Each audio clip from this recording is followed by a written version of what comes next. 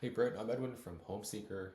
I didn't get a hold of you, so I just thought I'd record this value to help you out with your listing. So just want to show you kind of what our listing looks like and what you currently have. First, just want to recommend a few things that may help you improve your listing conversion.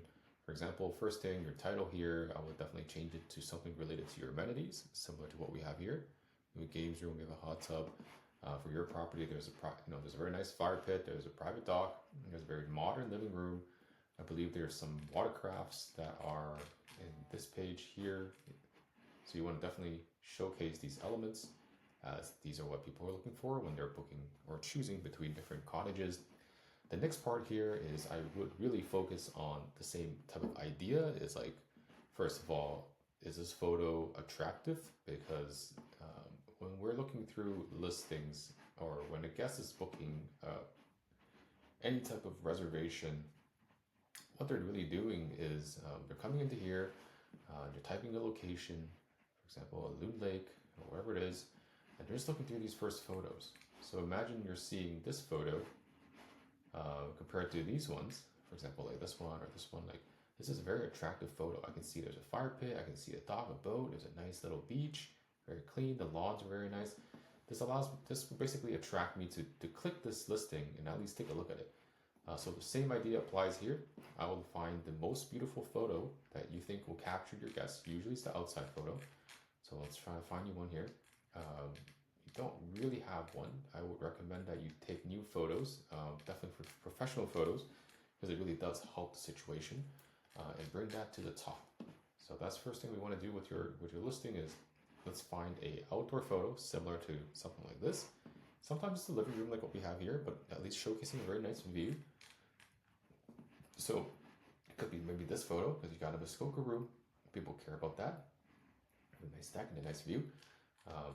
Got the classic Hudson's Bay throw blanket. So I'm sure there's a lot of nostalgia behind that right now with their bankruptcy happening.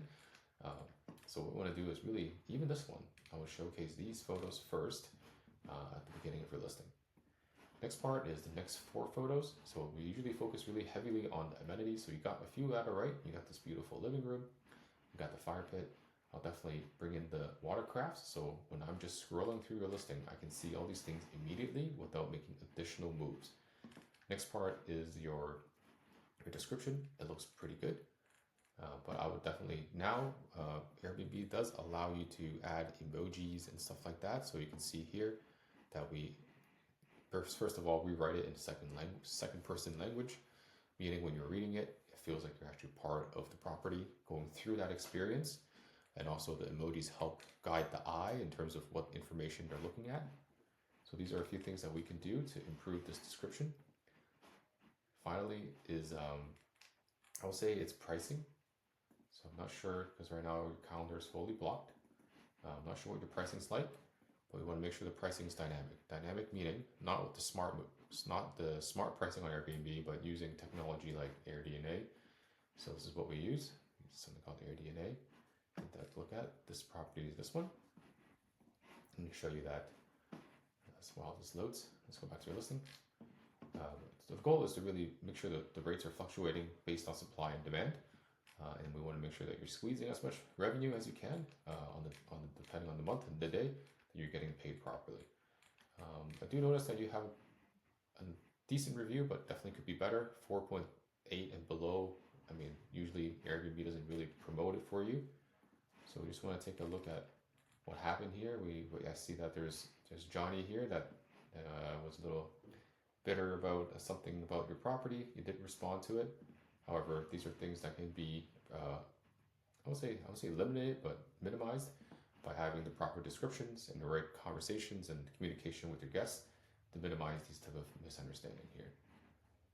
So this guy, I don't know why, made a great comment, but left you a 4-star. So all these little things does impact your listing, leading to less views and less people looking at it, and therefore less bookings. Again, let's go back to our pricing. So here we can see that these are blue lines that are basically dynamic pricing allows you to raise the price up and down, where the black line is the pricing that we are using. You can see that there is this light red line dark red, and a gray. The gray is basically all the basic listings in the area. The red, which is the 50th percentile, which is like 50% of the listings kind of sit in this area in terms of pricing. And then the top 10% of the listings sit in this type of pricing. You can see here that we are way above it, and that's just through optimization of things I just mentioned, allowing you to charge a little bit more or a lot more. So we're charging here 1,223. In the marketplace is only charging 652. So these are a few things that we want to do with you. Looking forward to have a quick chat with you to see how we can help you. We're looking forward to it. And otherwise, feel free to reach out, and best of luck. See ya.